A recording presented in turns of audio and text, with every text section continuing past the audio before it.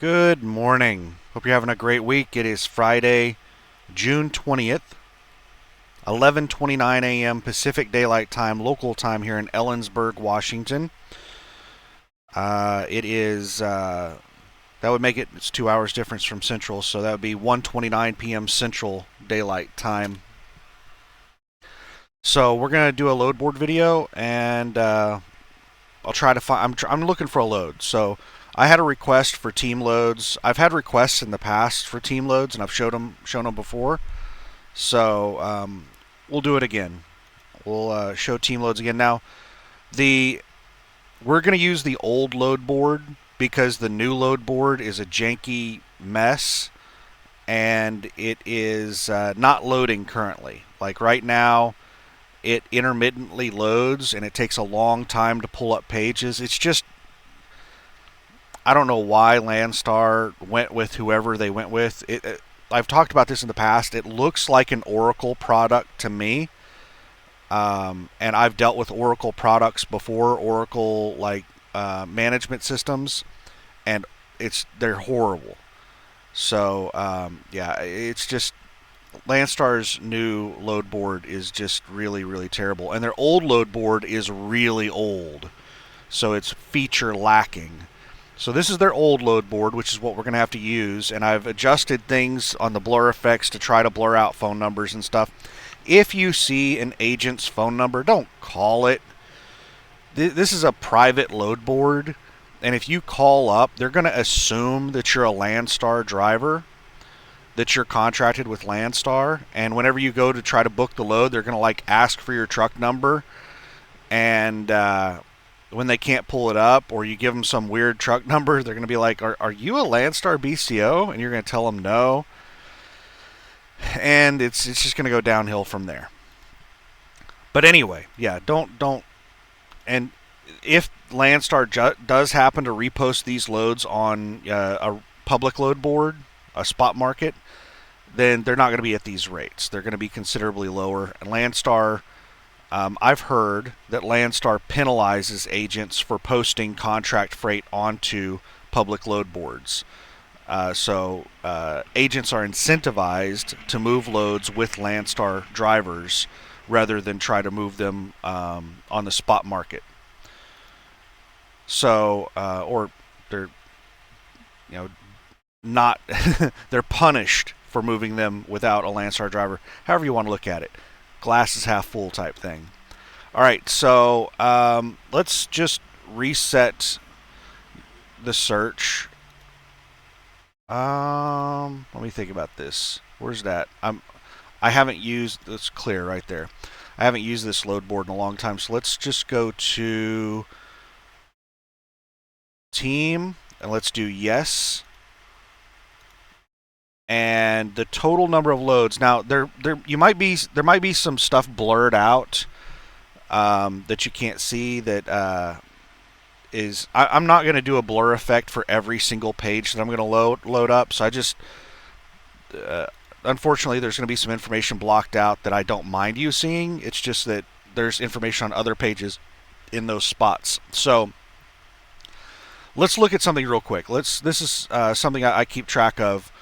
Total number of active trucks, 7,868, which is roughly in the same ballpark as it was on the last load board video, which I believe was Monday. So this number fluctuates within 100 or 200 on a week-to-week basis. So, a change of like 100 trucks is not a big deal. That's just normal fluctuation. And when we get into a holiday, there might be like a lot of trucks, like, 200 or 300 trucks that go inactive because they're on vacation or something. But anyway, yeah, nothing really changed with the fleet size from what I can see. So total number of available loads on Landstar's load board, 72,171. Now the only option we've selected is team. We only want to see team loads. And now we're going to look at the load count, and that's 207 loads. There are only 207 loads out of the 72,171 loads on Landstar's load board only 207 of them are flagged as team. Now, does that mean that, being a team at Landstar is a bad thing? You're not going to find enough team freight at Landstar? I don't know. I'm not a team driver. What I can tell you is that almost all of the good dedicated loads that I have tried to get are team only. I think the majority of teams at Landstar are doing dedicated runs. Like the Google account has uh, mainly team dedicated stuff, and they have a line of people trying to get onto that account. So there are teams that want to do that dedicated run that are waiting in line to get onto it. So 207 loads. Let's take a peek at them. I'm just going to scroll through these. Oh, 100 loads. Just a second here. This is something I forgot about this load board. Let's return to search. Like I said, I haven't used this load board in probably a year or more. I've like pulled it up, but I haven't really used it in over a year. Okay, so max results. Let's bump it up to 500. Load count is still 207. Now let's pull it back up. So now we have 207 loads were found. And I'm going to scroll through them. And if you want to, look at them, then you can, you can go pause and rewind and fast forward and all that stuff and look at them. These two loads right here, loads number 2 and 3, are the VAM agency, which they have a FedEx account, but they also move SIA loads, and I'm not sure what other things that they move. Like there are agencies at Landstar that are known for moving certain types of freight. Like the CGI agency has a SIA account. VAM agency has a FedEx account. There's another agency at Landstar, at least another agency. There's probably multiple agencies that have FedEx accounts. VAM agency that also I've seen them move SIA loads. So the JQL account is the only agency that I know of, or the JQL agency, not the JQL account. The JQL agency is the only agency I know of that moves Google freight. And there's a bunch of VAM, like number 2 and 3 were VAM. Those 3 right there are VAM.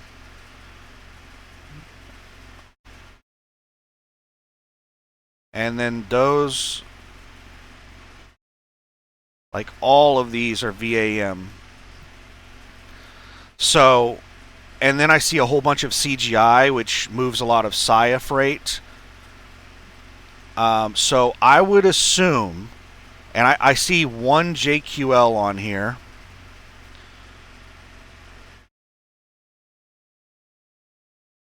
Tons and tons of VAM agency. Almost all of these are VAM agency. There's a bunch of VAM, and the second most that I'm seeing is the CGI agency. So I'm assuming that the majority of this stuff is LTL freight.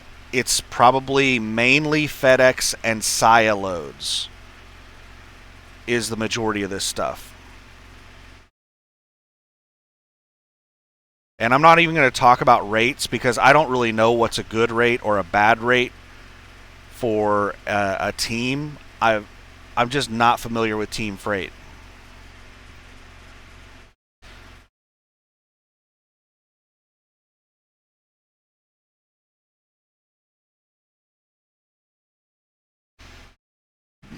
All of this entire page that we're looking at right now is VAM agency.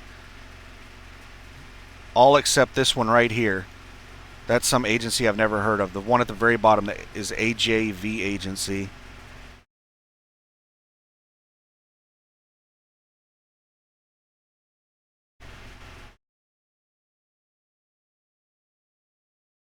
But that is every single team load. Well, it's everything flagged as a team load on Landstar's load board, and I'm not sorting it by anything. Some of these could be oversize, overweight. I'm not doing any kind of filters other than team. That's it, just team.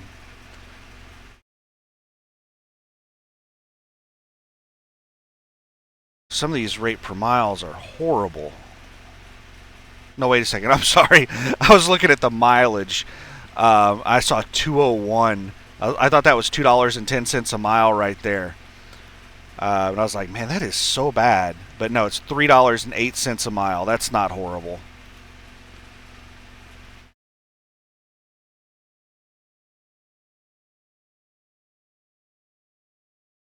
So this should be sorted by revenue.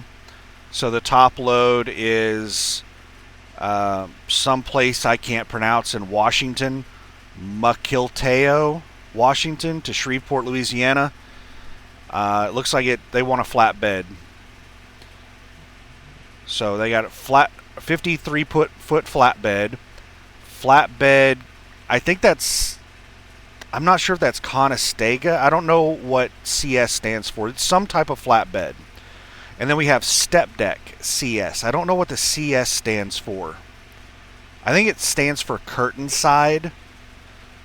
So a 53-foot flatbed, a flatbed with curtains, or a step deck with curtains.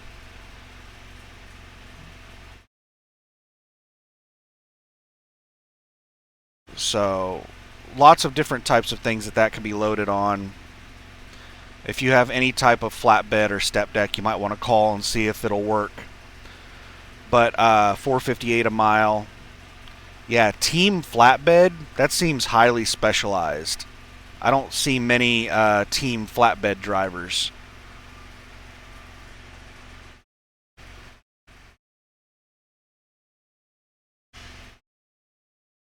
$2.64 a mile. These are the VAM agency ones. $2.82 a mile. I will say something. I am seeing, let's do that's all the team loads. One other thing I'll say on the team loads here, a couple of things. I need to say a couple of things. One, these agents are not great about properly flagging and categorizing stuff. So there probably are several team loads on the load board that are not flagged as team loads. So there's probably more team loads than what you see on here. Probably not a lot, but I would guess that there's at least 10 to 20 loads on the load board that are team loads that they didn't flag it as team. One other thing I'll say is the prices that you see on here, this is the full rate. This is not what you're going to get paid for the load. Everybody gets a different percentage cut. My percentage, I have like a standard percentage. I get 65% line haul and 100% fuel surcharge. If you have your own trailer, I think you get 70% of the line haul or 72%. I think it's 72% of the line haul if you have your own trailer, and 100% of the fuel surcharge. And I think flatbed and reefers might get different percentages. I don't know. I'm not familiar with that stuff. All I know is solo dry van. So now let's go back. I hate that you have to go all the way to the bottom to return to search on this old load board. I wish there was an option up at the top. So let's do team. No, do we want to do team? No. Let's do team all. I want to do an agency search. Let's check out the CGI agency. Where is it? There's the agency code. So CGI, almost all of their freight is with Saya. And for people who don't know what Saya is an LTL company, less than a load. Your standard over-the-road companies like Prime and CR England and Swift and places like that, they are what are known as truckload companies. They're over-the-road truckload companies. Whereas a place like Saya is an LTL, less than a load company. So if you're wanting to move less than a load, like one pallet of crap, then you'll move it with somebody like Saya.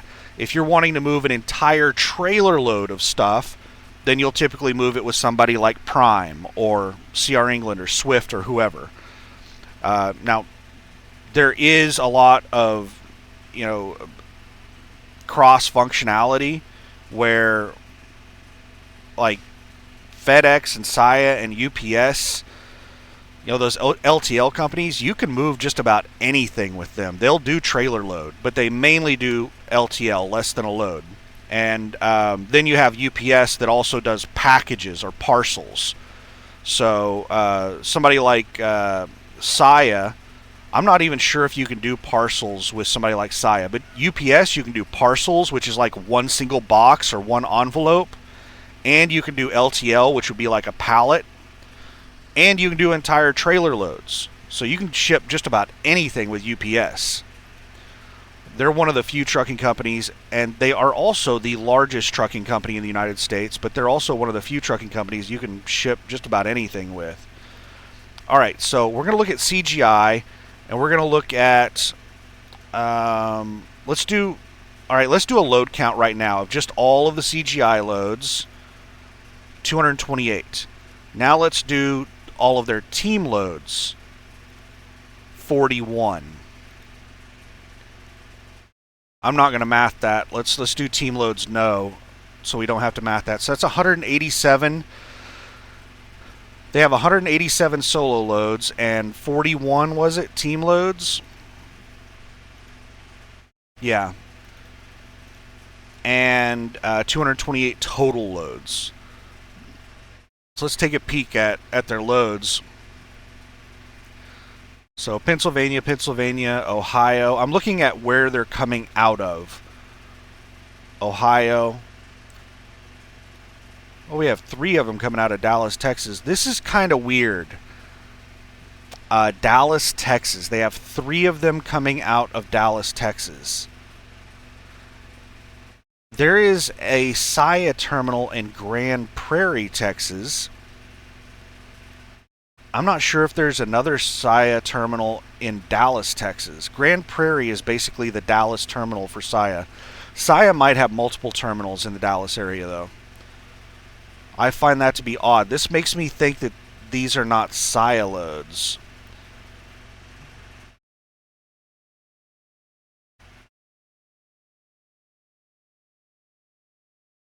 Oklahoma City to Salt Lake.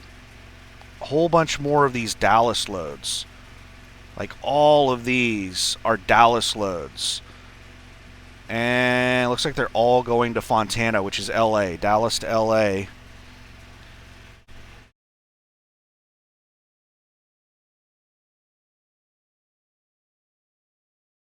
Irving, Texas. I think Irving is also Dallas. You know what? I cannot honestly remember where in the world Irving is at. I think it's Dallas. I think it's like the center of Dallas. Yeah, it's basically Dallas.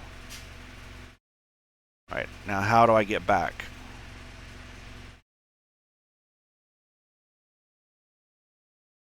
Return to search. Oh, great. Is there a better way to do it than that?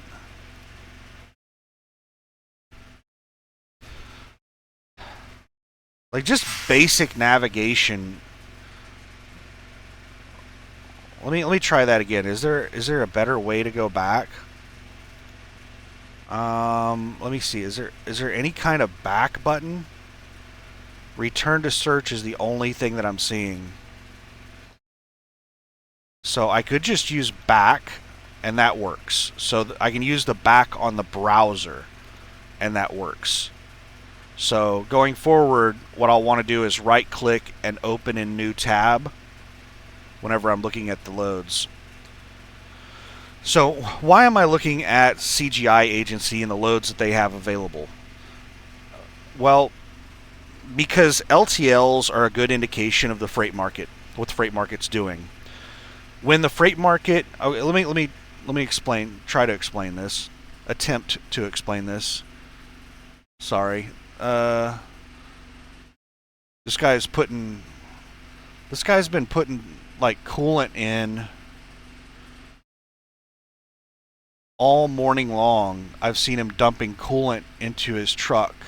I think he has a really bad coolant leak that he's, I don't know, trying to fix or something. But I have a coolant leak as well that I'm trying to track down. I've seen no coolant leaking. There's not a drop on the ground, but I'm going through a lot of coolant. And what I think it is I think it's the cap, the pressure cap. There's two different caps on the coolant tank, the coolant reservoir. There's a standard cap, which is where you put the coolant in, and then there's like an overpressure cap that has a line, a rubber line hooked up to it, and it's designed that when the coolant system reaches a certain pressure, it'll start dumping coolant out that line. Since I'm not seeing any coolant leaking anywhere whenever I'm stopped, I'm thinking that it has to be coming out while I'm driving. And I think it's the cap. I think I just need to replace that cap. I actually have a spare cap because I had a coolant issue, an overpressurization issue in the coolant system several years ago when I first got the truck. And I had to replace the injector cups for $2,500 in Portland at Tech. That's the name of the place, is Tech. I think it's just Tech. It's a Volvo Mac dealer. And some TA mechanic told me that it was that cap. So I bought a new cap and put it on. So I have the old cap still in the truck, I'm pretty sure. So I'm going to put the old cap on and see if that fixes it. But anyway, back to the load board. LTL companies. So let me try to figure out how to explain this without spending 4 hours explaining it. And you know what? Let me pull up something else for you to look at. So this is all CGI. Let's return to search. And let me do one of my, a basic search. Discard the criteria, yes. So this is my load alert right here. Load count 6. So these are the load alerts that I have set up. And these are the alerts that I have right now, my active alerts. So Kent, Washington to Heber, California. This is a power-only load, which that's not a good load to do. Because now I'm going to have to explain something else, and I need to go back to explain something else. It is a pain to get a trailer at Landstar. At most of these places, I remember when I was at USA Truck, I would get mad if I had to deadhead more than like 100 miles to get a trailer. I would get mad. At Landstar, deadheading like 500 plus miles to get a trailer is normal. And you normally wait like 1 to 2 weeks to get a trailer. So what happens is, you request a trailer, you wait like 2 weeks, and then after 2 weeks they call you and they say, hey, let's say you're sitting in Oklahoma City, they'll say, oh, I've got a trailer in Omaha, Nebraska, do you want it? I'm like, no, I'm not driving to Omaha, Nebraska for a trailer. Okay, bye. They hang up. The next day, they call you back. They say, I've got a trailer in Denver, Colorado. And I'm like, no, I'm not driving to Denver for a damn trailer. Thanks, bye. The next day, they call you again. All right, I've got a trailer in, Portland, Oregon. Like, basically, every time you reject a trailer, they find a worse location for your next trailer. The trailers will get worse and worse. And they only do 3 attempts, and then they'll put you at the back of the line, and then you'll have to wait another 2 weeks for them to call you again. And you just get whatever's on their list. They don't even search for trailers. They are provided with a list of trailers. And they just give you whatever's on their list. And how they come up with their list, I don't know. I know that part of their list is given to them by the trailer maintenance department. I don't know how they get the rest of their list. From what I've been told, It's just simply whatever trailers are on idle. So whatever trailers show up as idle. So they have an idle list, and then they have a list provided by trailer maintenance. And they just, whatever's on that list is what they offer you. And anyway, this is going to turn into I hate trailer utilization video, and let's not do that because I cannot stand the trailer utilization department at Landstar. Extremely unprofessional, horrible at their jobs, vindictive, confrontational. Let's not go there. I can't stand them. But anyway, you do not want to give away your trailer at Landstar and then have to deal with trailer utilization. You could be sitting for a month without a trailer. What else we got here? Samoa, California to Denver. All the rest of these loads are Samoa, California to Denver. It's all the exact same load by... All right, we got one agency, two agencies. These two are the same agency. So we have 4 agencies bidding on this spot market load.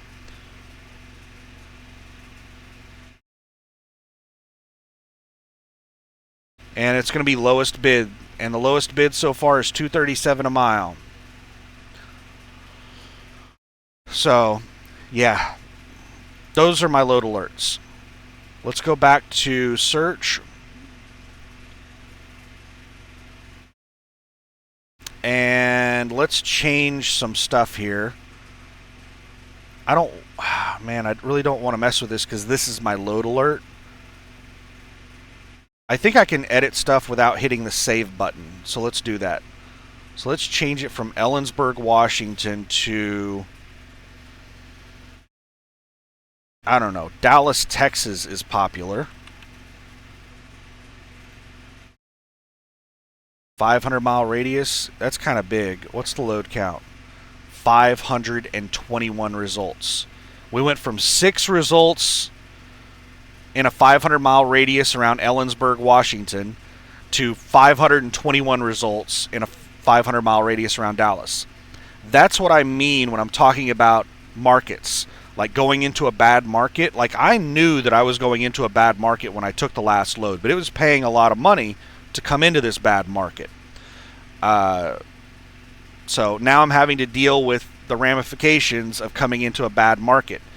500 miles around Ellensburg, Washington, I'm getting six results on my load alerts. And if I were doing the same load alert in Dallas, Texas, I would have 521 loads.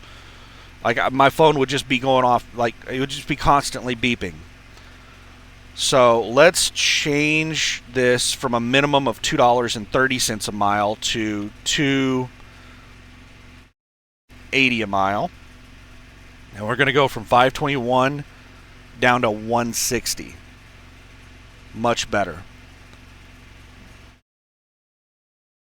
And on my load alerts, I have a lot of destinations excluded. Basically Alaska and the Northeast. I don't go into the Northeast. I don't go up into Pennsylvania, New York, Maine, Connecticut, Rhode Island, all those places. All those destinations are excluded from my list. So there would be even more results if I did not exclude those things. So, you know what? Maybe you want to go to New York. So let me do a new search where... we'll go ahead and do it here. I'll just try to avoid hitting the save button. Now let's do a load count. We gained 38 loads. We went from 160 to 198 by getting rid of my destination restrictions. And now I'll search this. This is 500 miles around Dallas, so this is a lot. 20 loads were found. Oh my goodness, did it reset? This is one of the janky things that I hate about this load board, is that every time you change stuff, it resets your max results. So load count is 199, and we've got the max results set up to 500, so now 199 loads.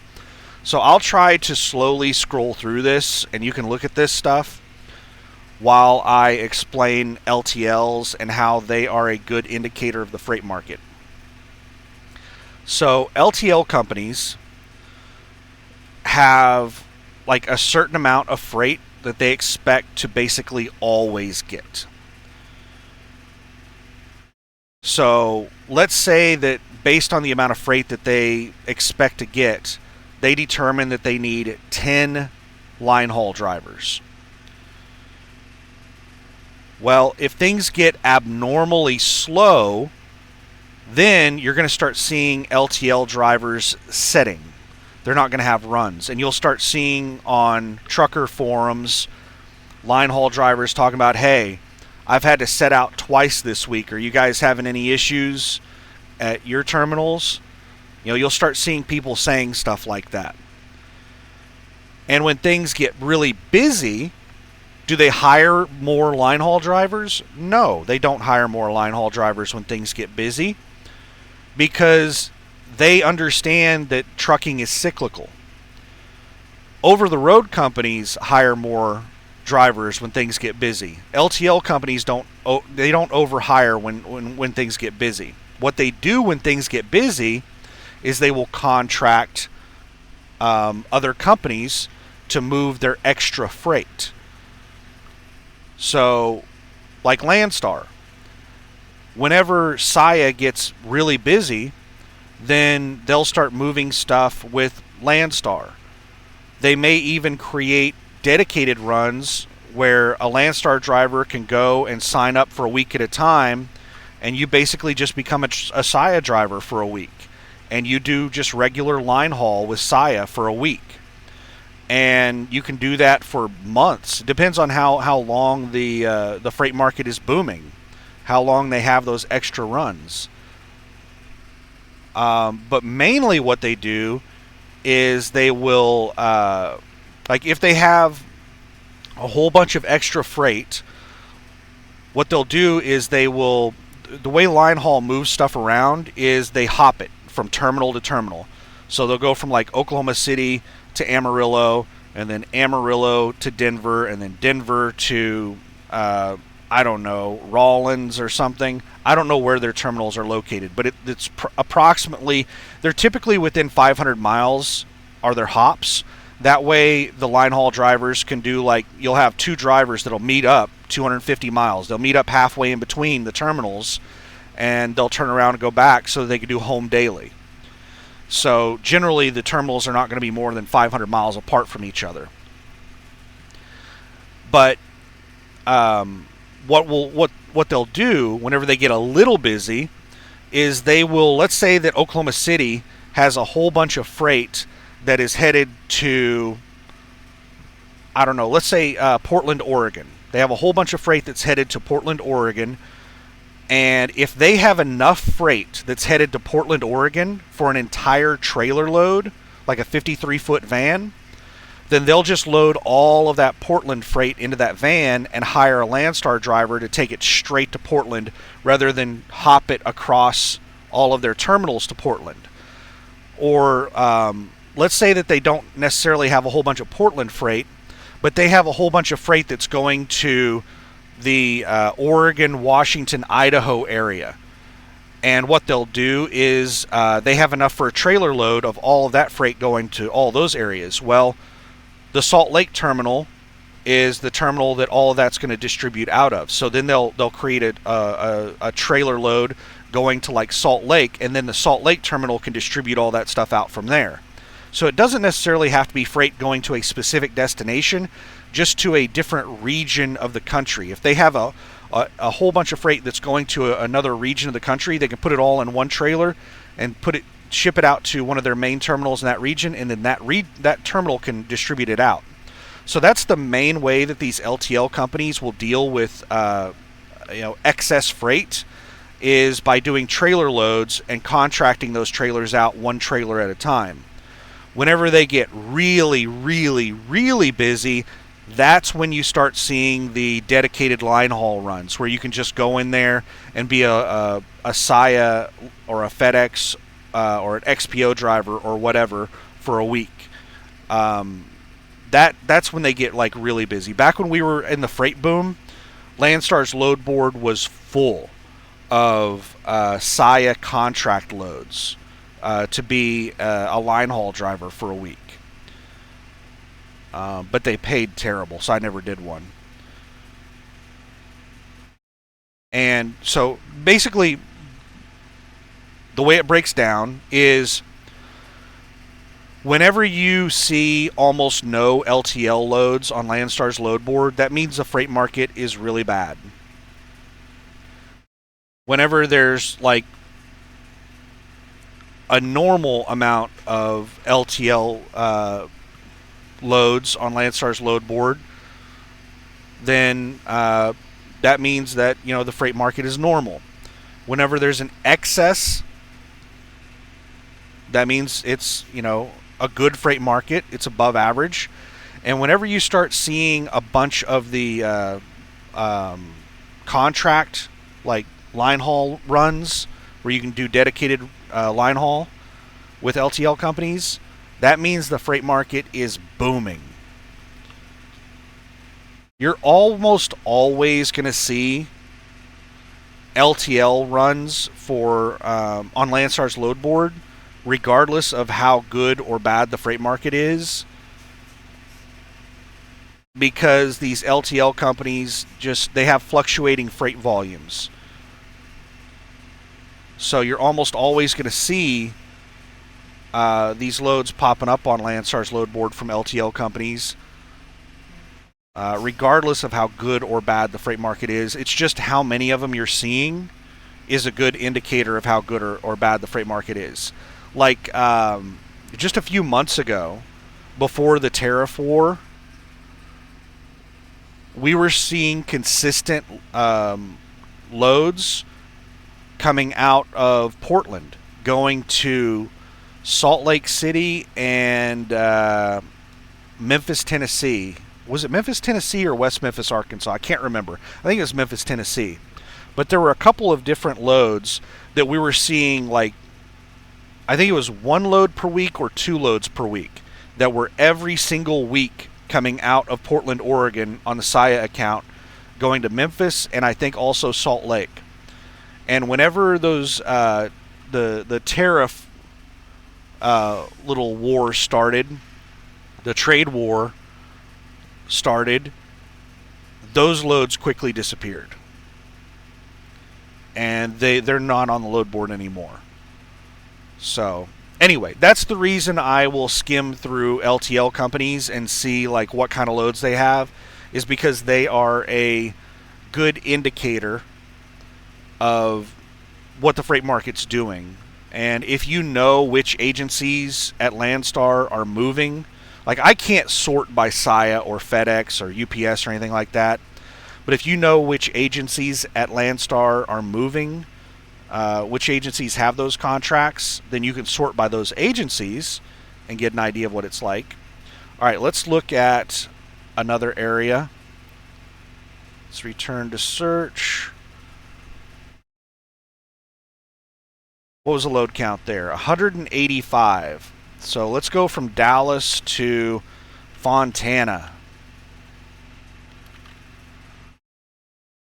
Now, remember, this is a 500-mile radius.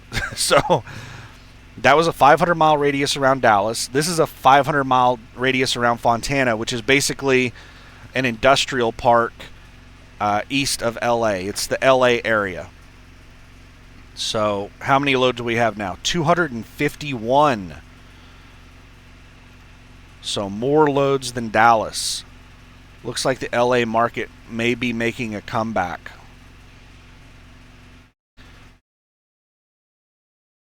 So I'm going to scroll through these.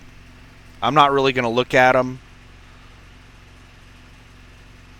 Anything with Oklahoma City catches my eye. So we have Reno, Nevada to Oklahoma City. That's close enough that I could actually pick that up. But that doesn't pick up until July 7th. July 7th. If that picked up within like the next few days, I would book that load.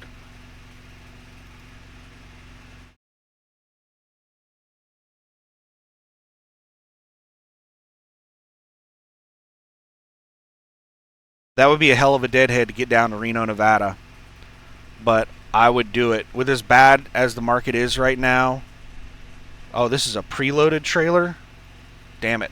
I have a really good trailer right now. I really don't want to do a preloaded trailer. I don't want to do a drop and hook.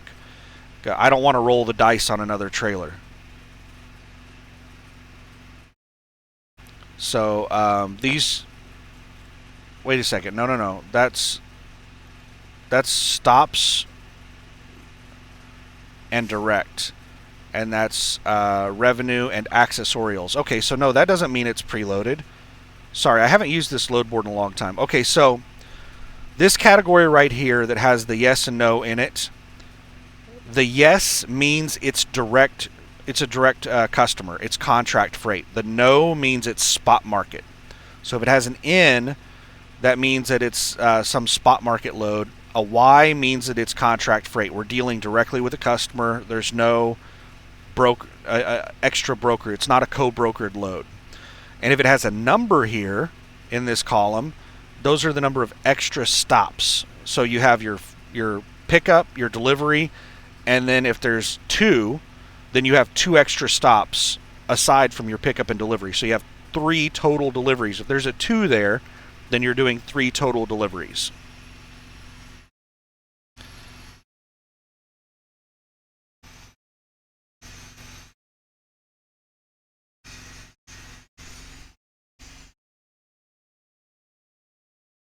Sorry, somebody was driving by and it sounded like a jet turbine. I'm guessing that's their like turbo or something.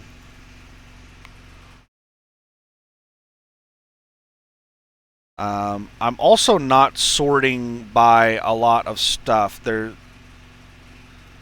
I think I have all van selected. So right here is a VNLG van trailer with lift gate.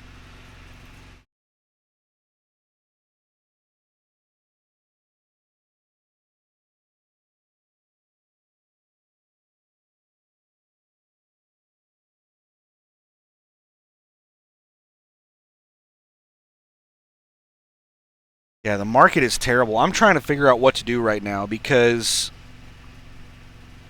in the area that I'm in, there's just yes, there's freight on the load board, but it's all stuff that's basically running at cost or below cost. I don't like hauling stuff for free. I don't like doing things for break even, like just to cover my fuel. I would rather deadhead than do something just to cover my fuel cost. So, like, I'm trying to figure out what to do, but there's not a decent freight market close to me. When I say close, I mean within like 500 miles. I would have to drive all the way to like LA. And with how expensive fuel is right now, fuel has shot up. It varies all over the place. Fuel has shot up between 30 and 50 cents a gallon in the last week because of this Israel-Iran conflict. Well, it's a war. Israel bombed Iran. And they're still bombing Iran. And Iran is bombing Israel. The two countries are technically at war with each other, even though I don't think either country has like officially declared war, because that's not what countries do anymore. Countries do not officially declare war anymore. They just call it something else. It's, what's Russia calling their war with Ukraine? I forget what term that they used for it. It's like a special military operation or something like that. Something weird. They're not calling it war. They're not calling it war with Ukraine. They're calling it like a special military operation. And the Israel-Iran war, they're calling that something else. They're not calling it war. And then you have Trump, which I like Trump. I'm not an anti-Trump person, but I don't really agree with the Republicans. I don't agree with the Democrats. I don't like Israel. I don't like Iran. So I'm going to probably say stuff that's going to piss off both sides because people seem to be very binary. They feel like they need to make a choice. They need to either be a Democrat or Republican. They either need to be for or against Israel or for or against Iran. You don't need to pick a side because both sides could be wrong. But anyway, Trump is sitting here dangling this carrot about potentially bombing. Oh my God. Somebody just flew into the parking spot next to me at like 30 miles an hour. There's a car hauler just nosed into the parking spot next to me at like 30 miles an hour. They were just a blur. And then you heard their brakes. I don't know if you could hear it on the mic, but their brakes were just squealing as they were slamming on their brakes, coming to a stop in the spot. It pisses me off so much when people do that. The last load board video on Monday that I made, somebody did that. They flew into that parking spot nose first at like 30 miles an hour, 20, 30 miles an hour. That's crazy that I've been here for like a week and a half. The only 2 times that I remember somebody doing that was while I was recording load board videos. This is the only 2 times somebody's done that. I don't know what the deal is, but anyway, what were we talking about? I completely forgot what I was talking about. Like, that scared the hell out of me. Like, when somebody does that, I talked about this in the last load board video. When somebody does that, I'm thinking that what immediately crosses my mind is somebody like had a heart attack while they were driving, and they're just flying across the parking lot. Like, it's just completely uncalled for. Like, that is so dangerous to be driving through a truck parking lot at like 30 miles an hour. And flying into a parking spot at like 30 miles an hour, that is insane. That is so incredibly dangerous. It's a car hauler that they're empty, and like they have their car hauling thing, like they can move it all around and stuff. They have it all down. But anyway, what in the hell was I talking about? I completely forgot what I was talking about. I was talking about I'm in a bad freight market. I'm thinking about what to do. Hauling cheap freight. No, I'm not going to pay somebody to haul freight for them. But it's looking like, to get to a decent freight market, it's looking like 1,000 miles or more. I'm not sure what the closest freight market is. The 2 freight markets that I can think of are either LA or Salt Lake. Are the 2 closest freight markets that I can think of. And Salt Lake isn't very good. And LA... Oh, I was talking about the fuel prices. That's what it was. Deadheading to LA doesn't sound very good because of how high the fuel prices are. Like, deadheading to LA could become very, very expensive. Because of how high the fuel prices have gotten. So, okay, we were talking about... Oh, I was talking about politics, which I apologize if I'm going to offend somebody because I disagree with just about everybody. I disagree with both sides. But yeah, Trump is talking about bombing Iran. Like it's his decision to make. If I had to vote in the last election, I would have voted Trump without question. The options that the Democrats are putting forth are absolutely crazy. Like, anybody who voted for Biden should not be allowed to vote ever again. Like, that's absolutely insane that you would vote for some senile old man that is just like... Anyway, let's not turn this into a rant about that.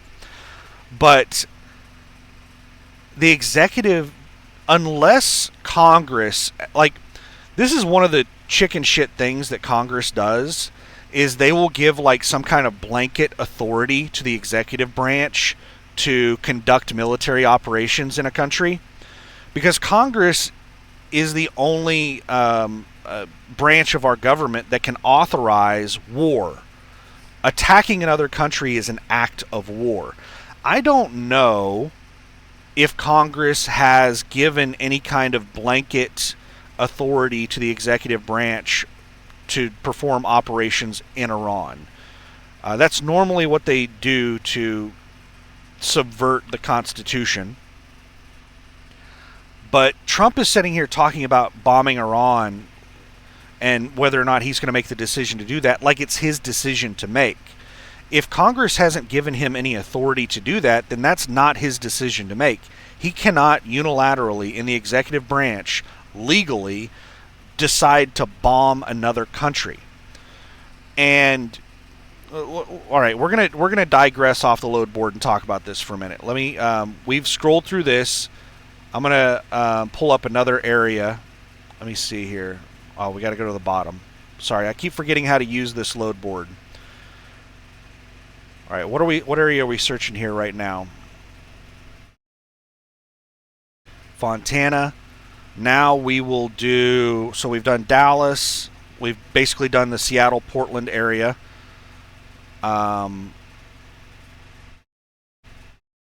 There would be like nothing pulling up on this search in the Seattle, Portland area. There'd be 0 results. You know what? Let's do Salt Lake.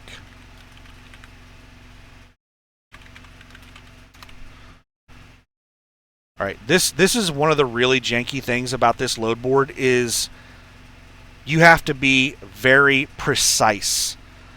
So it will abbreviate things like Salt Lake City, and you have to guess at like how is it going to abbreviate Salt Lake City. Let's try SLT. No results. Let's try Salt LK. There it is. Salt Lake City, Utah. You have to put in exactly how this thing does it. So it does LK and then CY for city. Now let's see the load count. 40 loads. This is a 500-mile radius around Salt Lake City. So we have a power-only load and a van with liftgate. Those are the top 2 loads. So we'll scroll through these real quick. This is only 40 loads, though. So you can pause if you want to look at the details on any of these loads. Let's do another market real quick that's going to have more results that I can scroll through while I'm talking. It's Chicago. This is going to be insane. A 500-mile radius around Chicago is going to pull up a lot of stuff. Load count, 147. Are you kidding me? It's less than Dallas, and it's less than LA. Just a second here. I smell like burning rubber.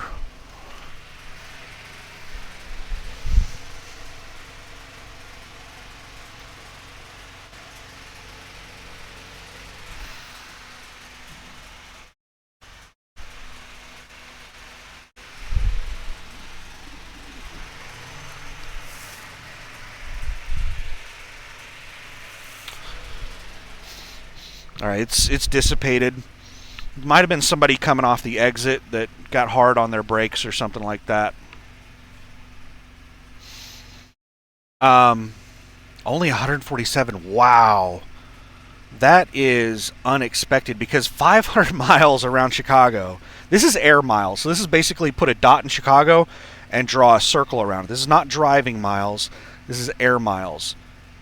This is like Chicago, Milwaukee, Green Bay, Cleveland, Ohio, Indianapolis, Indiana is probably within 500 miles. Like, I can't even imagine all of the major metropolitan areas, all of the huge freight markets within 500 miles of Chicago. And there's only 147 results. I don't have the settings set very high, $280 a mile and $3,000. And these are the same settings I've had for all these areas we've looked at. We had what, 185 loads in Dallas and 225 in LA. I can't remember the exact numbers. And 147 within 500 miles of Chicago. Wow. All right, we'll scroll through these while I while I talk about this. So, ah, so much to talk about with this conflict. I should just do a separate video just talking about the conflict, but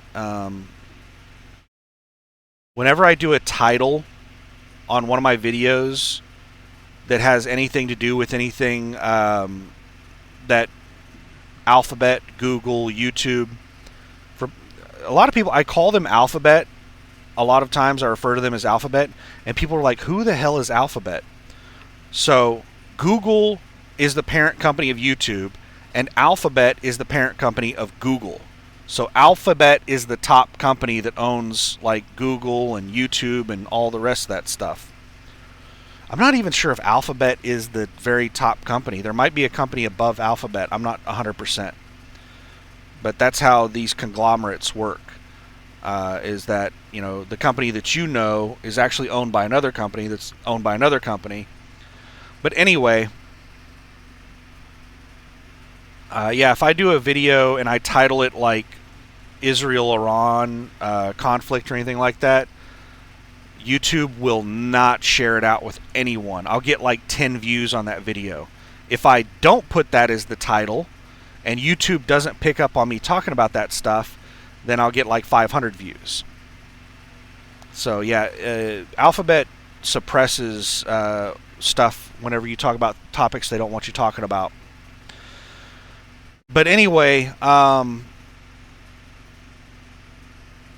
my goodness, what to even, where to begin? There's so much stuff going on with this.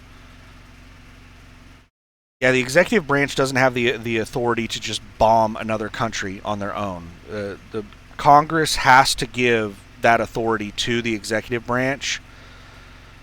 And there's a whole lot of discussion right now. Like, what we should be talking about is the United States being involved in this conflict at all. The United States, in my opinion, should not be involved in this conflict at all. The only reason Israel's doing this is because the United States is backing them. Without the United States backing Israel, Israel is nothing. They would get overrun in the Middle East. They would just get wiped out. So the only reason Israel would do this is with the backing of the United States. So we should not have backed this. We should not have allowed this to happen. We should not have told Israel, yeah, we'll supply you. Like, there's so much stuff. It would take hours to explain all this, but like, Israel is not as awesome as most people think. Their military is not that good. The only reason Israel has a strong military is because of the United States. If the United States stops providing Israel with armaments, Israel basically doesn't have a military. Like, all of their defense systems that they claim as their own, like their Iron Dome that they say is like the best in the world, it's made in the USA. If we stop providing the interceptor missiles for that Iron Dome, they don't have an Iron Dome. So, like, there's certain, whenever you understand how all this works, then you know for a fact that Israel would not have done this without talking with the United States first, because they would need to guarantee a supply of those interceptor missiles from the United States before they attacked Iran, because they know Iran is going to retaliate with large numbers of missiles and rockets. So they're going to need to replenish all those interceptor missiles. So you know that regardless of what lies the U.S. government says about them not knowing, like, at first they said that Israel didn't know that Israel was going to attack Iran. Well, then they backpedaled on that, and then I think later they admitted that yes, they knew Israel was going to attack Iran. Like, they're professional liars. Politicians, sales and marketing people, they're all professional liars. But trying to condense this down so I don't rant for like 8 hours on it.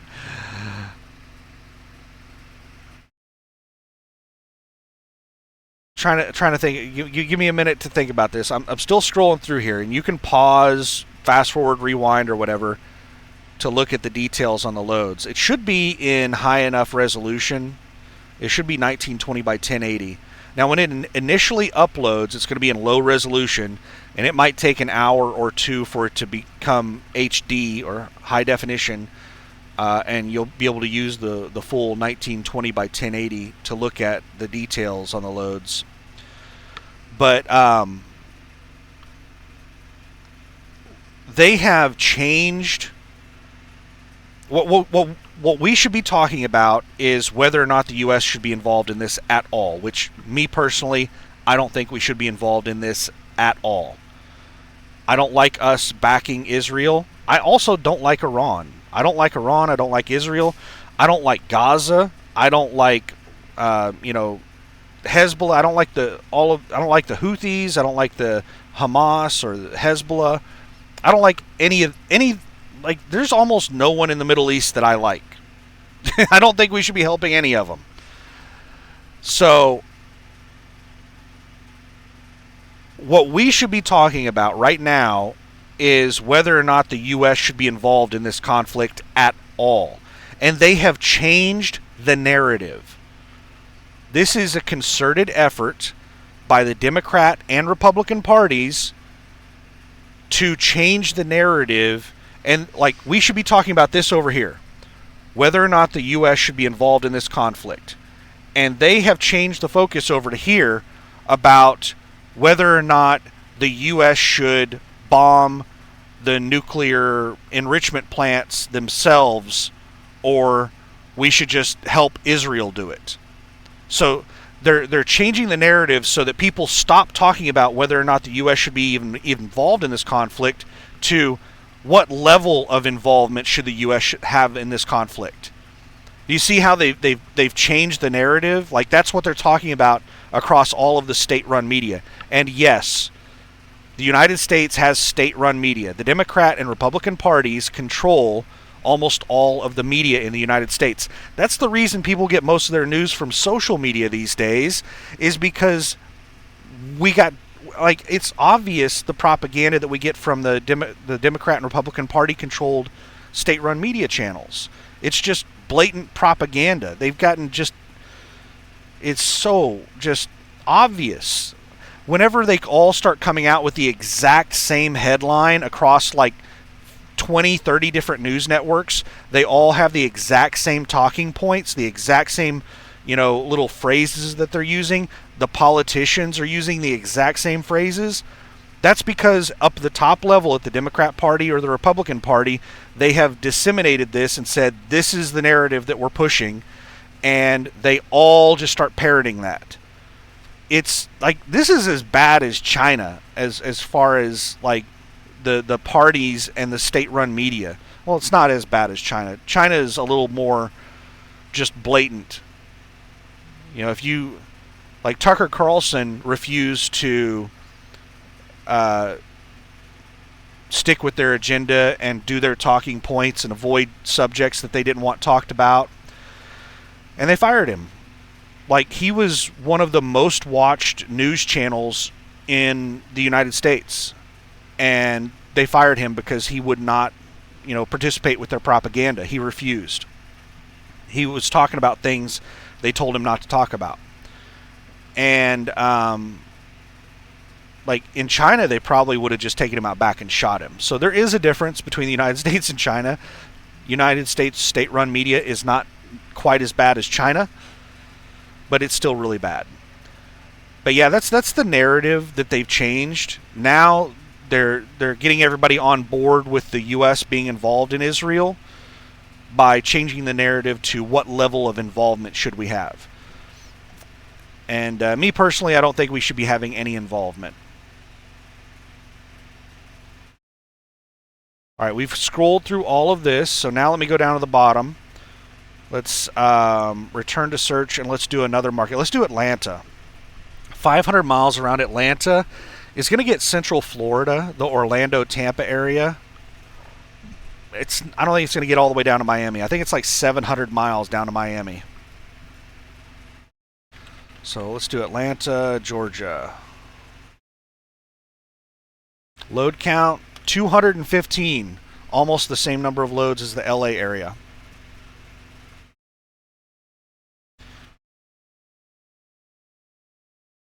You got 3 Alaska loads up at the top. Do not go to Alaska unless you know what in the world you're doing. These are really big dollar loads because their mileage is insane. But I've sat there for like 2 weeks with load alerts set up on Anchorage, Alaska, and gotten like no load alerts for like 2 weeks. So you might take a load all the way up to Anchorage, and then you might have to deadhead all the way back down to the United States through Canada. So you might want to cut these rates in half. So $4.19 a mile. If you cut that rate in half because you have to deadhead all the way back, is that still a good rate? Probably not. $2.08, $2.09, 8.5 cents a mile, $2.08 a mile. Would you go to Alaska and back a round trip load for $2.08 a mile? I wouldn't. That's the way I judge really bad markets like Denver and Miami. Is I just basically cut the rate in half. If is it still a good rate when you cut it in half? Then yeah, it's a good load.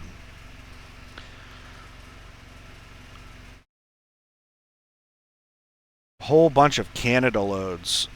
Is this Newfoundland? See, they use all kinds of abbreviations on this load board, and I don't know what in the hell they are. CNR, BRK, NF. I don't know what I'm not familiar with cities in Canada, so I don't know what CNR, BRK is. But I think NF is Newfoundland in Canada. A whole bunch of those Canada loads.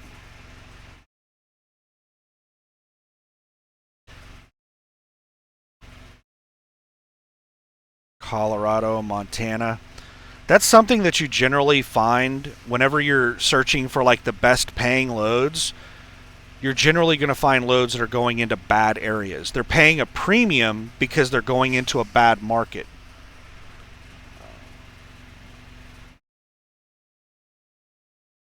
So you're seeing lots of Colorado, Montana, Canada, Alaska. Liberal Kansas is kind of out in the middle of nowhere in Kansas. I think Liberal Kansas is out in the middle. I think it's in central Kansas. If it's near Kansas City, then that's not out in the middle of nowhere. Williston, North Dakota. Yeah, most of these loads are going out in the middle of nowhere. Minot, North Dakota.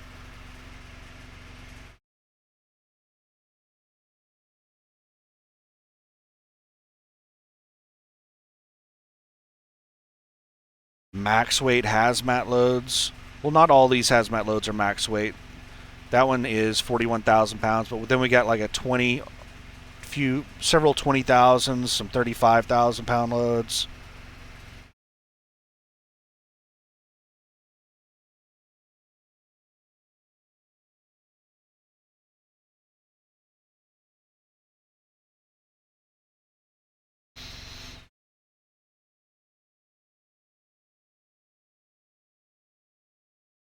So I think it is highly unlikely that the United States is going to directly bomb in Iran.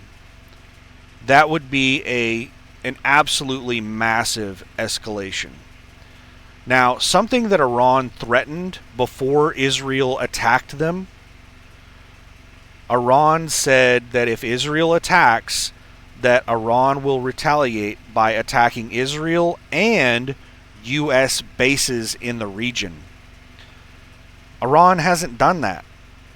Iran has retaliated by attacking Israel, but they have not attacked U.S. bases in the region. Why? You have to ask yourself why. They said that they were going to do it, but they didn't do it. Why? Because they're afraid of giving the U.S. a reason to join the conflict. If they attack U.S. bases, it's going to piss people in the United States off. People in the United States are very finicky. They can very quickly change their opinion on something. Like, I think a lot of people in the U.S. right now are very anti-war. The left thinks that the right is pro-war, and that's not true. I'm very conservative, and I'm very anti-war. Like, if we have a justifiable reason, fuck yeah, let's go blow some shit up. But if we don't have a justifiable reason, no.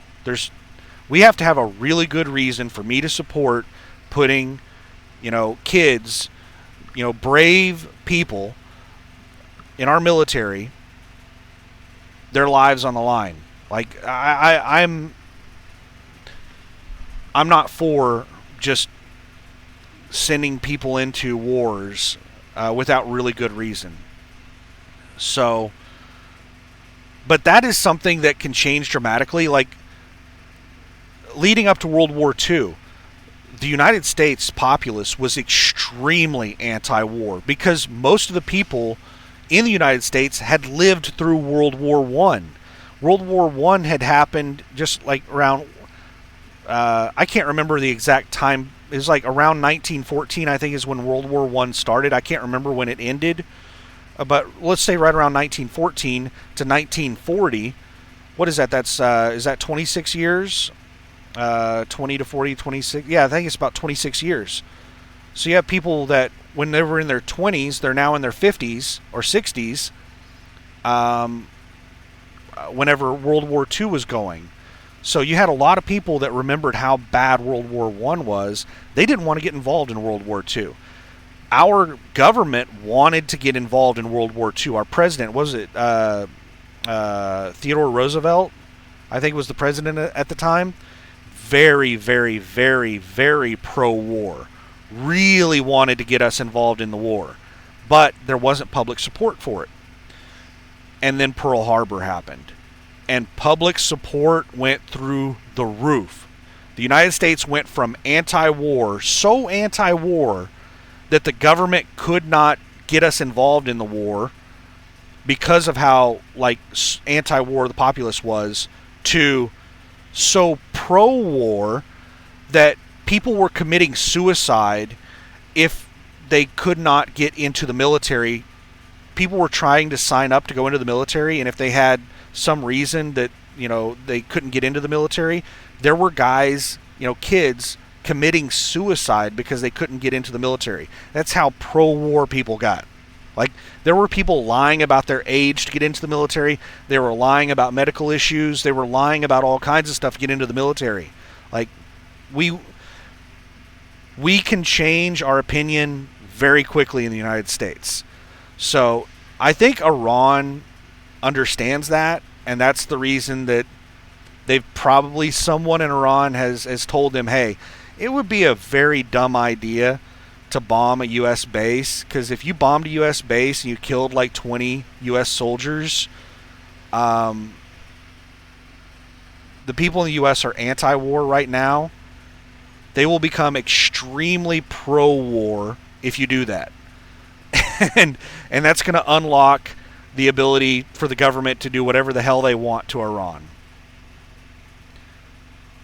So I think that's the reason that they haven't attacked any U.S. bases yet, is they want to limit the U.S. involvement.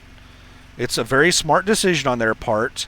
It would be a very, very bad decision for them to attack any U.S. bases, because that would likely pull us into the conflict. I mean, we're already supporting Israel, so we're already technically involved in the conflict, but this is the same, going back to the World War II analogy, this is the same, role that we had in World War II. We were supplying the Allies in World War II, and, we were actually helping with the war effort, but we had limited involvement because, the public would not allow the government to go all in on the war. And that's the same role we're taking with Israel right now, is we have limited involvement.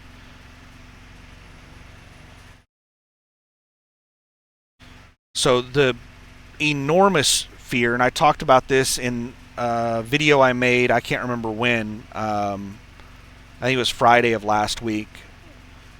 No, I think it was Thursday. I think it was a couple of hours after Israel attacked Iran. I made a video about Israel attacking Iran.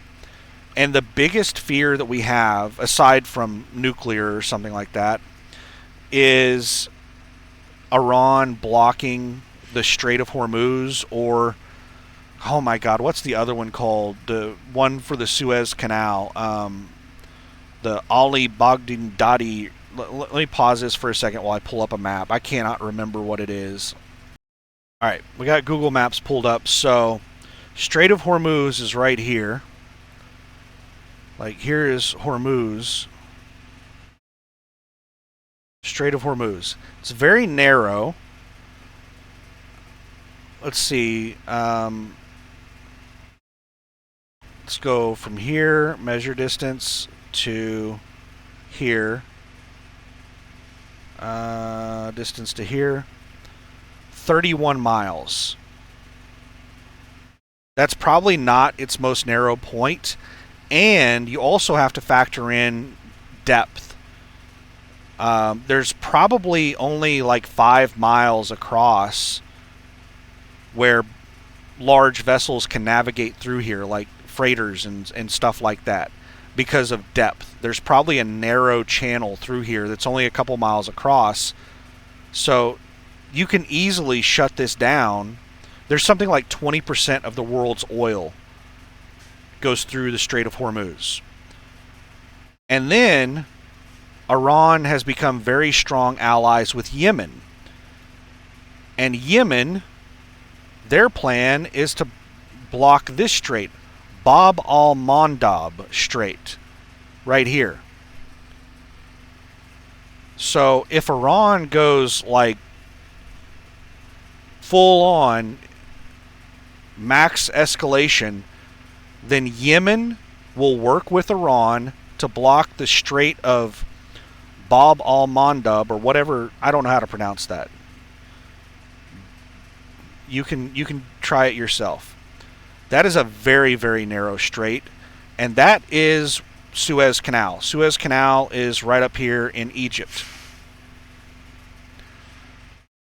So if those two straits are blocked, these very, very narrow straits where massive amounts of freight goes through, if Iran and Yemen work to block those two straits, disrupt the flow of goods through those two straits, then it would be devastating to the world, the entire world. So that is the big fear of this Iran war, is them blocking the Strait of Hormuz and the Bab al-Mandab, whatever, the Baba Strait. We'll go with the Baba Strait. And they can do it. It doesn't take much to do that. The Houthis on their own started just randomly firing rockets and missiles at things that they thought might maybe be Israeli ships traveling through this strait of this Baba Strait, and that caused a huge disruption. And you might sit there and think, oh well, the United States can just come in there and protect this area. That's not easy to do. These are very narrow straits. This is the United States would have to get their vessels very close to land, and even like the Houthis and Hezbollah, they have missiles that can take out aircraft carriers. So it's extremely dangerous for the United States to get their aircraft carriers close to land where those missiles can be launched at them. Anyway, let's go back over here. And let's look at another market.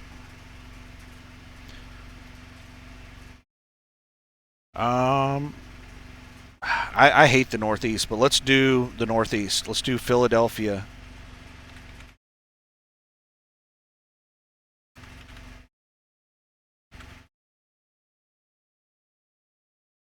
All right. Load count, 72 loads. 500 miles around Philadelphia, only 72 loads? That sucks. That is an extremely densely populated area. So let's scroll through that.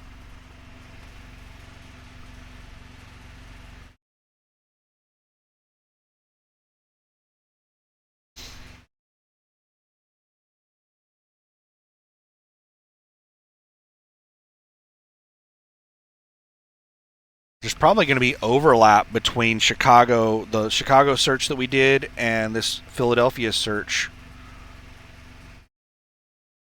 There might even be overlap with the Atlanta search.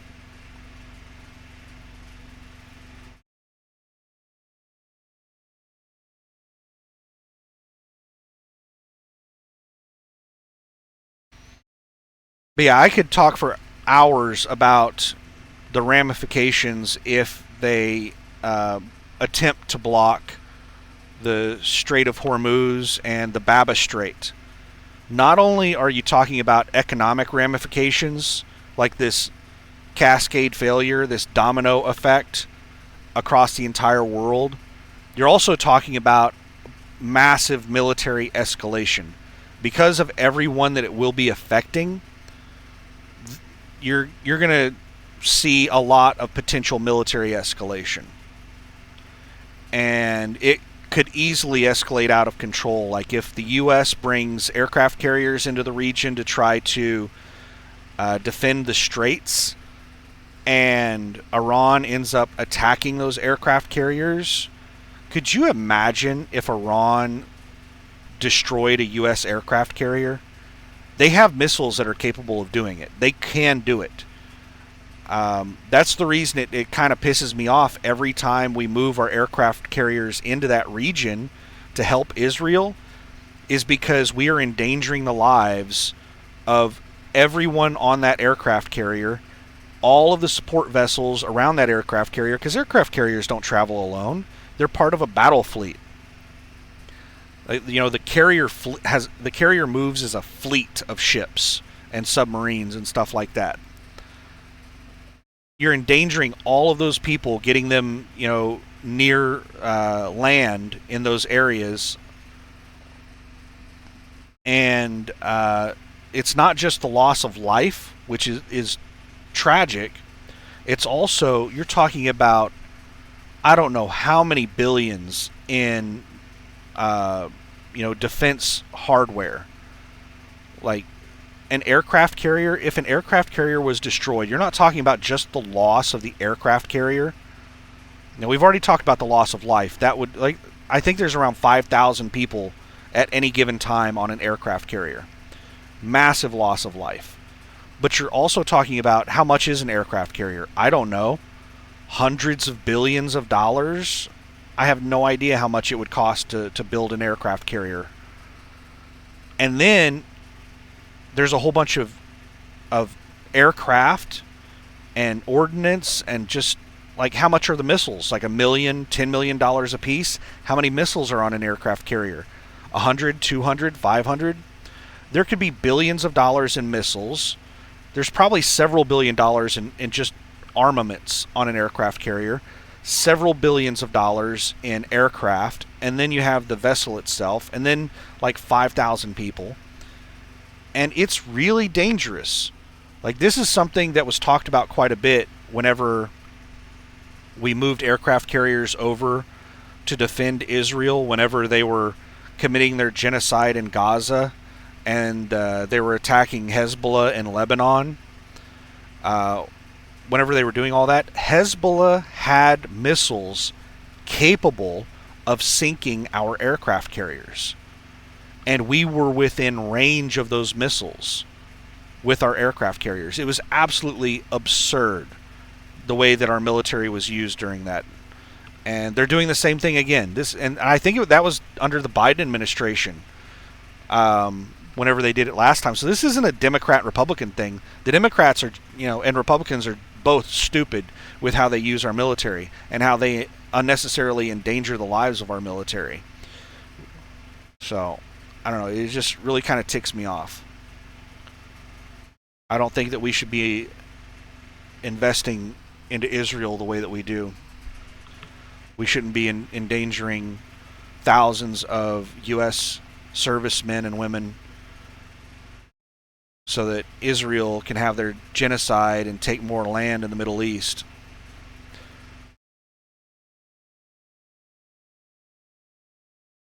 And no, I'm not pro-Palestinian.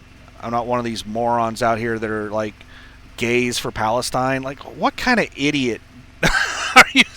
Like, do you not know anything? Like, these people that are out there doing these like gay pride parades in supporting Palestine have no idea what they're supporting. They're just like hopping on the bandwagon because if those people were to go to Palestine, if they were to go to Gaza, they would be throwing them off of buildings. They kill gay people in Palestine.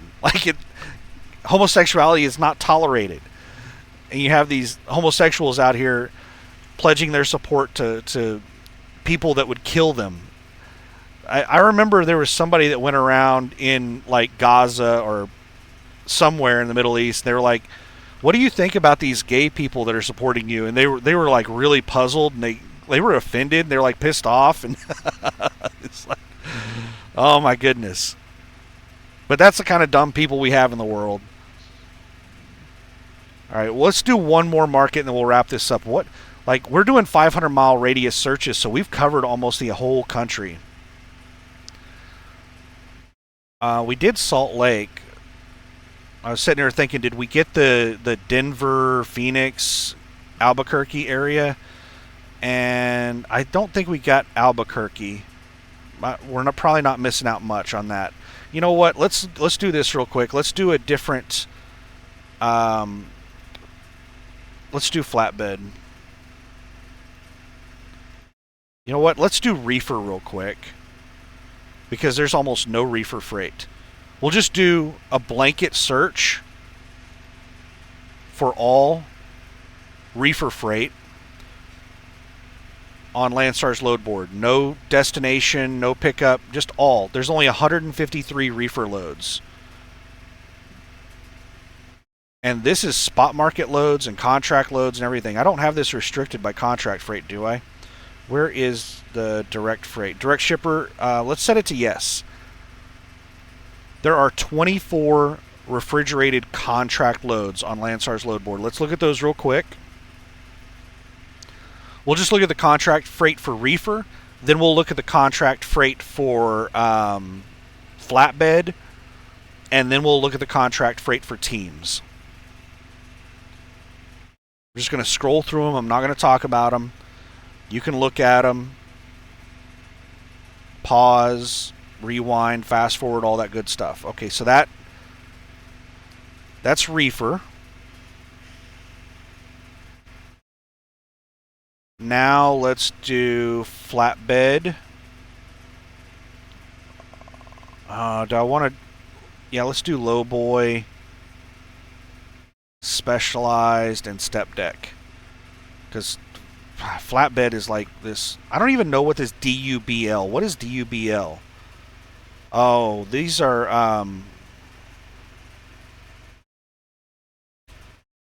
I remember seeing these on... like the oversize overweight loads. These are like, I don't know what it stands for, but I think this is for like the really overdimensional and overweight stuff. It's like multiple trailers with a whole bunch of wheels and stuff like. Let's go ahead and throw that in there. There's probably not much of it.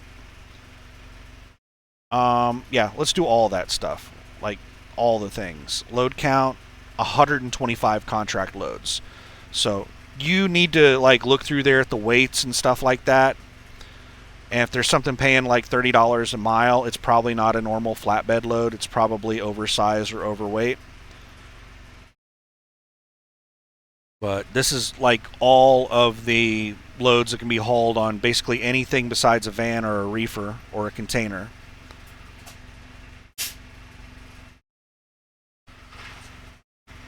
And then the last thing we'll do is, and this is just the contract loads. There's a whole bunch of spot market loads on top of this. This is just the direct customer loads.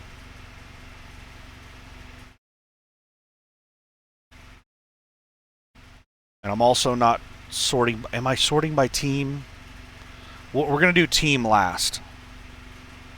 All of the team loads that are contract.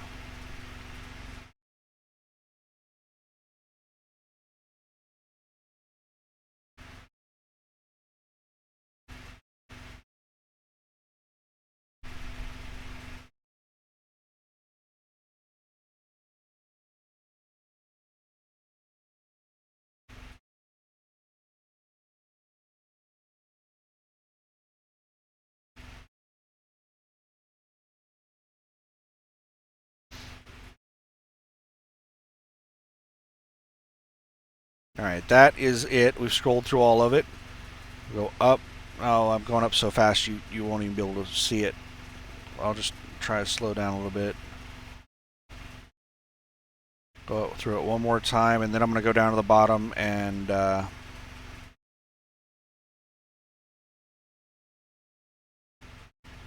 Alright, now we're going to go back to search, and we're going to do all team loads. So I'm going to take out all the trailer groups. We're not going to sort by trailer. We're just going to do team yes. Because we've had team no selected this whole time. Well, most of the time. Now we're going to do team yes. Load count 86. There's 86 contract loads for teams. Scroll through and you can look at all of them.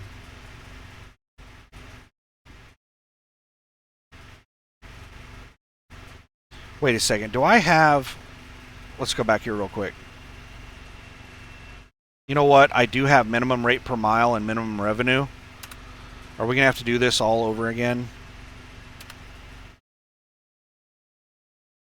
151 loads.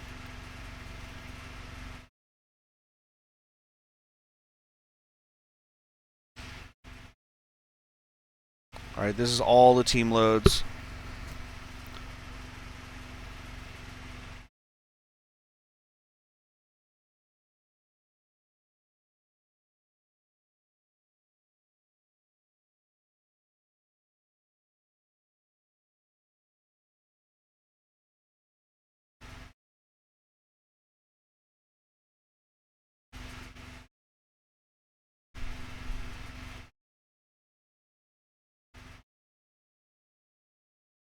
And this whole Israel-Iran situation is changing by the minute.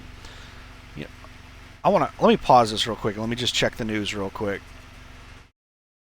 All right, nothing breaking new. They're just it's them trying to change the narrative. More of that stuff.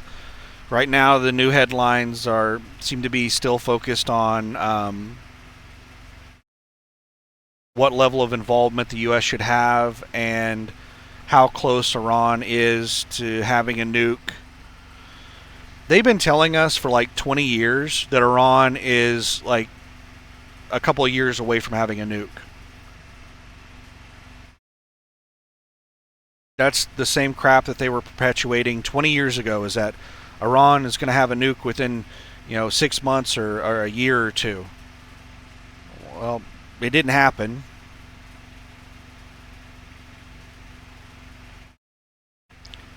And now a lot of the other propaganda that they're preaching is about all these citizens from other countries that are in Israel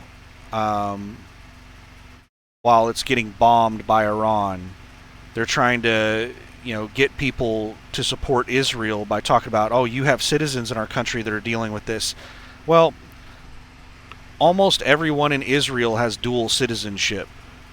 All of the Israelis are citizens of other countries. Not all of them, that's an exaggeration, but it's extremely common for Israelis to have citizenship for other countries. So you have somebody that's an Israeli living in Israel that has citizenship in the U.S. That's not the way they portray it. They portray it as, a U.S. person is stuck in Israel or something. Like, they're not stuck there, they live there. They're an Israeli that happens to have U.S. citizenship. That's whenever Hamas took all those hostages, and they were talking about all the U.S. citizens killed and all the French citizens and whatever citizens killed. Those were all Israelis. Well, not all of them, but the majority of them were Israelis that permanently live in Israel that happen to have citizenship in other countries. So it's very misleading. It's propaganda is what it is. It's just intended to influence opinion, public opinion. All right, so those are the team loads.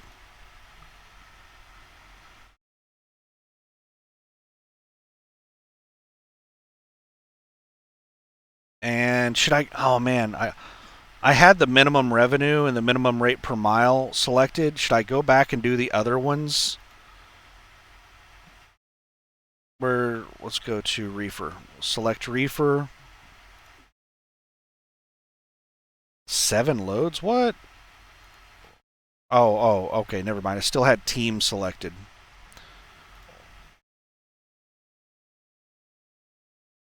We're going to do all. Or should I do no team loads? Because we already looked at the team loads. Let's do no team loads. Load count 130. There's extra loads. Let's do them real quick. Let's roll through them real quick.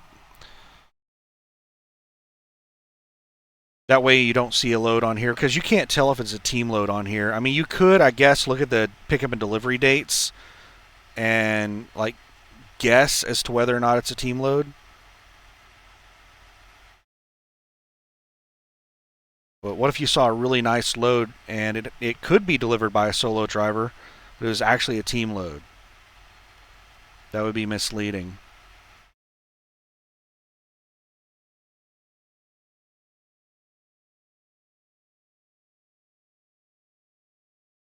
I don't think this shows how long it's been on the load board on this page.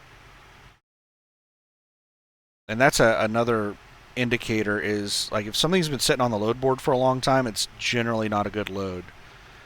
Which, that's another thing you need to understand about load board videos, is whenever you're just skimming through load board videos like this, just scrolling through the load board, you're generally looking at junk, the crap that nobody wants. Because to get a load, you really need to be using load alerts. And whenever a good load pops up, you call in on that load. Good loads generally do not stay on the load board for more than a couple of minutes. So all this stuff that you're just scrolling through that's sitting on the load board, these are probably not very good loads. All right, so we did Reefer again. Now let's do, you know what? Let's do Expedite. Load count 21. That'll be quick and easy to do. You know what? We'll do, these are the ones that are not listed as team. These are all loads that are under the Expedite category on trailer type.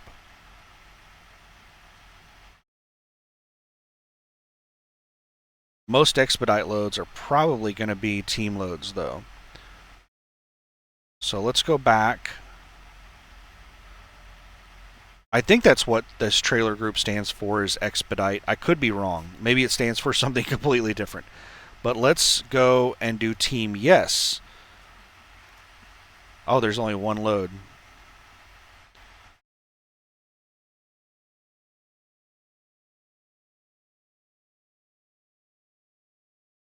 All right.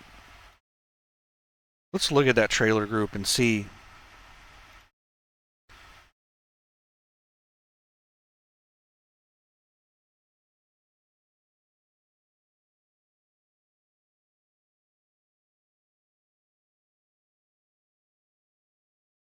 Sprinter Van Reefer. See, it doesn't pop out and tell me what the category stands for. Lee pickup truck. 1-ton van. Cargo van with liftgate. Cargo van Reefer. Cargo van cube van.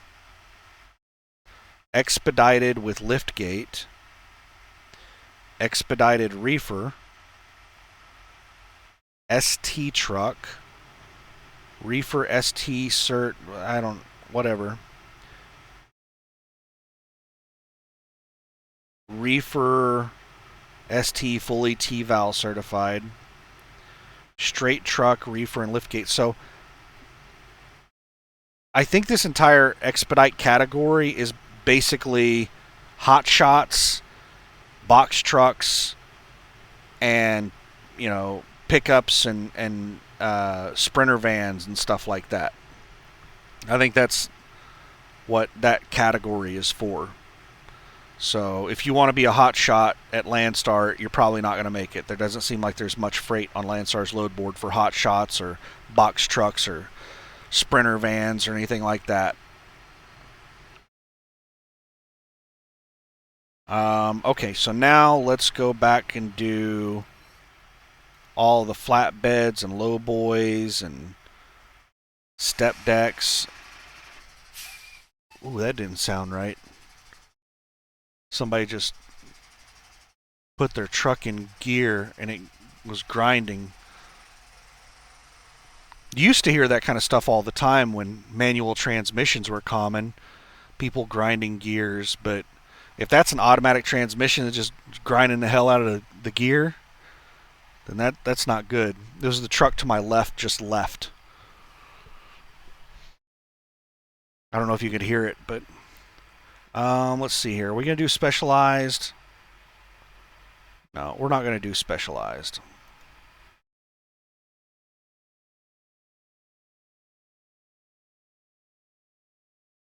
All right, team, no. Load count, 963. So this is all of the flatbed and step deck. So there's a bunch of over-dimensional and stuff like that in here.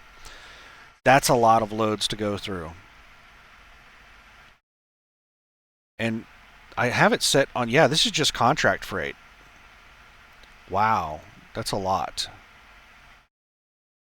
How are we going to do this? Let's do revenue. I can't do a max on revenue, can I? What I was going to do is I was going to do like revenue over 3,000 and revenue under 3,000, but I can't do a max revenue.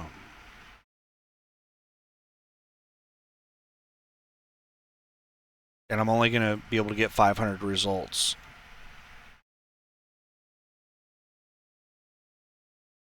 Let me think of a way to split this up.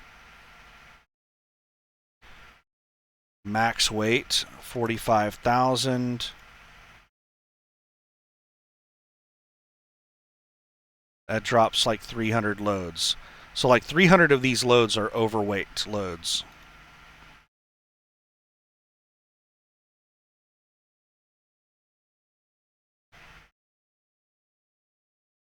You know what? Let's do the overweight loads. Let's do a minimum weight of 46,000. That's going to give us 319 loads. And we'll scroll through those real quick. So these are generally going to be your overweight loads. Weight 158,000 pounds, 77, 102. So we're going to scroll through all of these overweight loads. And these might be oversized as well.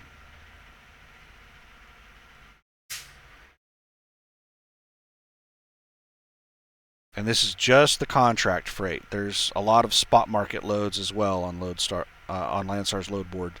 The majority of the load board is spot market loads.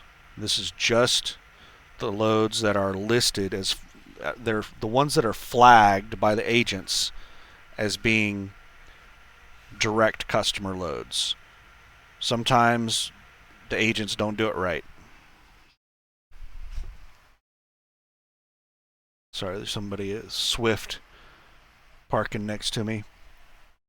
Doing a damn good job of it too. They're coming in at a good speed. Didn't hit anything. So yeah, good job, Swift. Well, it was a Swift trailer. I don't know if it's a Swift truck pulling it.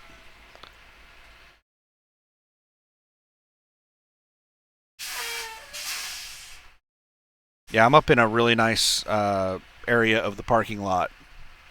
Like half this parking lot's reserved parking. And I'm in one of the free spots really close to the building that's really easy to get in and out of. So as soon as somebody pulls out of a spot next to me, within a couple minutes somebody's pulling in. They don't stay empty for very long. And this is the kind of spot that I try to pick whenever I'm parking at the truck stop. I intentionally try to get spots that are free, for one, but also that are easy for the people on either side of me to get in or out of. There are spots that I refuse to park in, like if the spot next to me is really hard to get in and out of. Even if it's easy, I don't really care so much about how hard it is for me to get in and out of the spot. I can get in there. You know, it may take me a while. I may have to get out and look a dozen times, but I can get in there. What I'm concerned with is the other people around me. And the spots on either side of me here are basically straight back. If you want to, you could straight back these spots. So that's what one of the many things that I consider whenever I'm picking a parking spot is how hard is it for people to park on either side of me.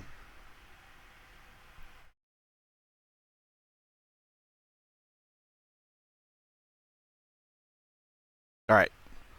That is all of the overweight. So now let's do a max weight of we'll do 45,999.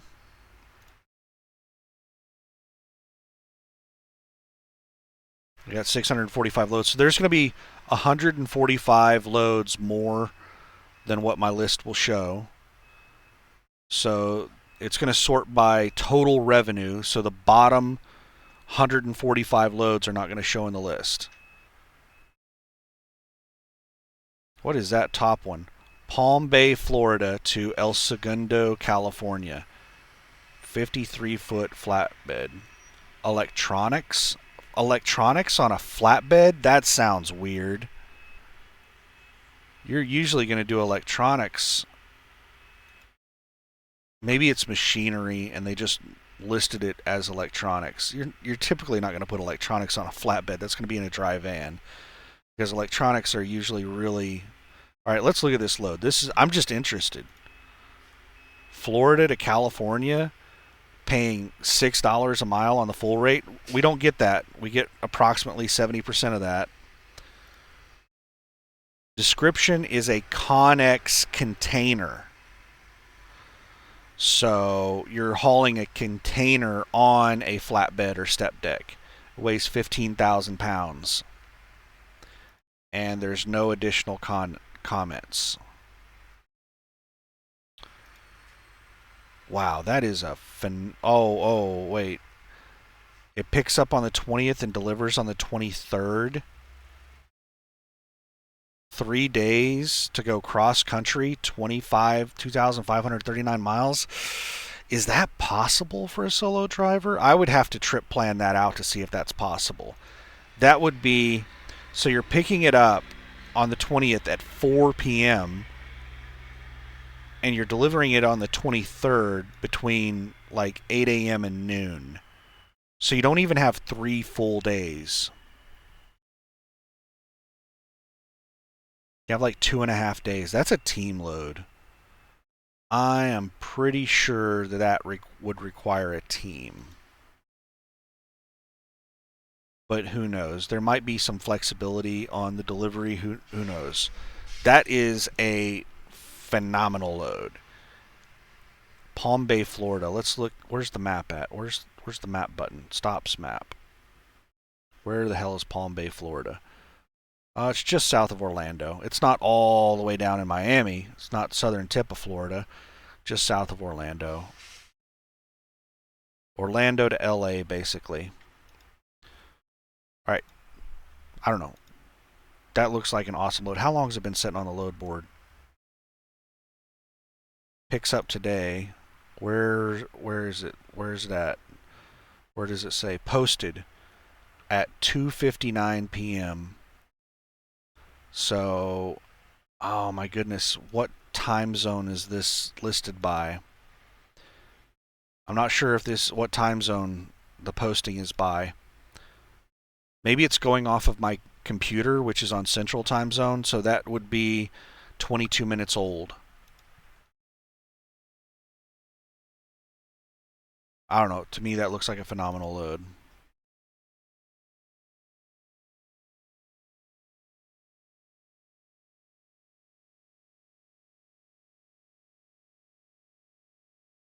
What in the hell are these loads that are paying all kinds of crazy money?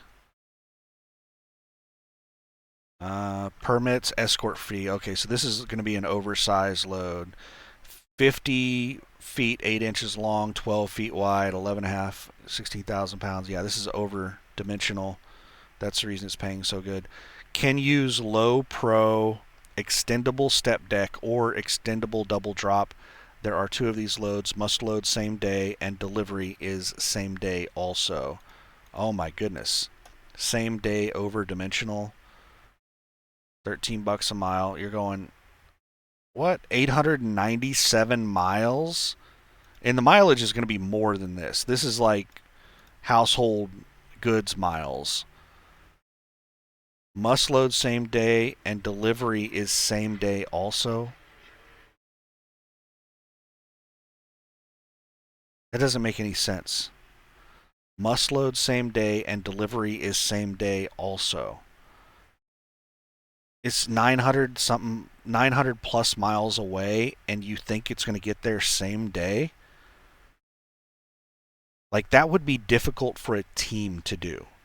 To do a same day, like almost 1,000 mile load, 1,000 miles in a single day. You're loading and unloading.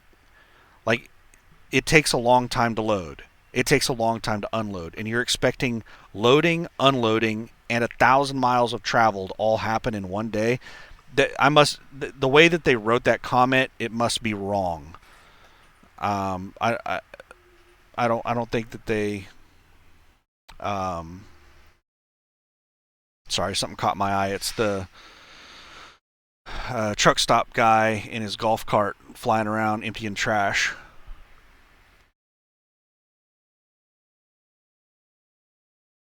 Yeah, that load doesn't make any damn sense to me. I don't even think a team could do that.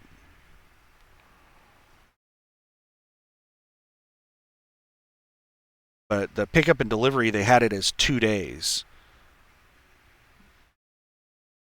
And overdimensional stuff like that typically can't drive at night. It's only during the daylight hours that you can drive overdimensional freight in most states. I don't know. I've never hauled overdimensional, but it's my understanding that most states you're not allowed to drive overdimensional when it's dark. So it wouldn't even really matter if you had a team because you couldn't drive at night. Like, yeah, that none of that made any sense to me. But we're just gonna scroll through the rest of these. That looked interesting to me, so I was curious. Ooh, man, that was a nice breeze. It's cold. It's like 60 something, like 60 degrees outside, and windy. Inside the truck right now, it's 70 degrees. I've just got the windows open. 60 degrees is very comfortable unless it's windy. Wind and water have a big impact on how a temperature feels. If it's 60 degrees, no wind, you're just standing out there in sunlight, that could actually be hot. Like the sun hitting directly on you, 60 degrees outside, you might actually be sweating. Throw some wind in there, might be cold. At night, it might be cold. No, no sun. And then what if you're wet? Going to be cold.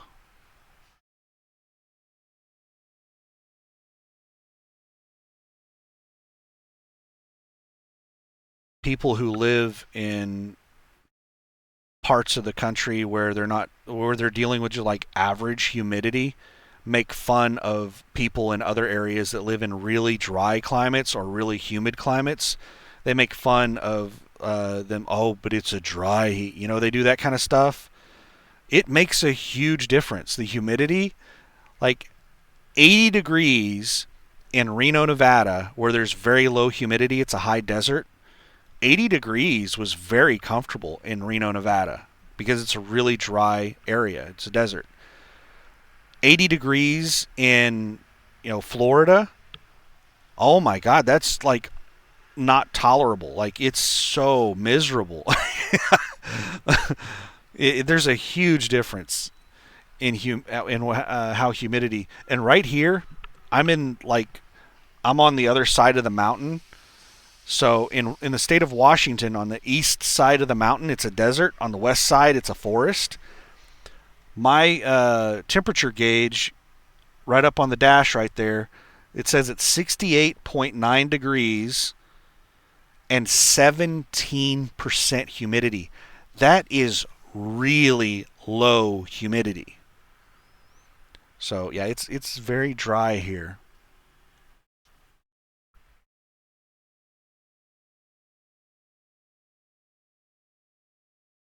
And I have not gotten a single load alert while we've been going through this. I have to periodically check my phone, make sure it's still working. I'll pull up the Landstar app, make sure I'm still logged in and stuff like that, because I'll go like an entire day without a single load alert. And I started with my load alert set up at like a minimum of 280 a mile or 270 or something like that. And then I dropped it down to 250. Now I have my load alert set at like $2.30 a mile, and I'm not getting any load alerts. I have it. I started with a 250-mile radius. Now it's at a 500-mile radius. So a 500-mile radius around Ellensburg, Washington, looking for loads that are $2.30 a mile. And I have two load alerts set up. One of them is looking for um, loads that are over $3,000. That's the 500-mile radius load search. And then I have another one that's set looking for loads of a minimum of $2,000. That's a shorter distance, because I'm not going to be driving 500 miles to pick up a load that's $2,000. That's just not worth it. But I have two load alerts set up, one for closer loads that pay less and one for further loads away that pay more. And not a single load alert.